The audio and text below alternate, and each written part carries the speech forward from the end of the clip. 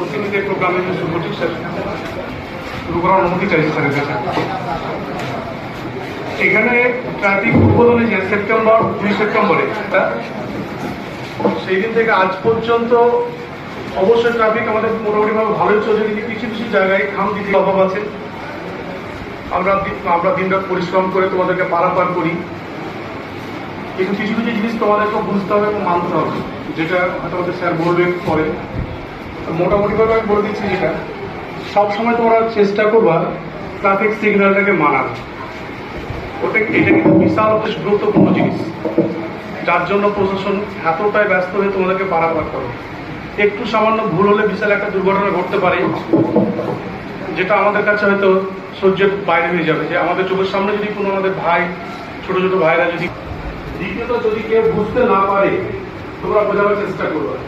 আমি অনেক সময় দেখি বাইক চালিয়ে আমাদের ছেলেরা, আমাদের ছোট ছোট ভাইগুলো বেশ গতিতে বাইকটা নিয়ে চালিয়ে যায়। বড় কথা হচ্ছে সেফটি। বাবা মা বাড়ি থেকে বাইক দিয়ে পাঠিয়েছে,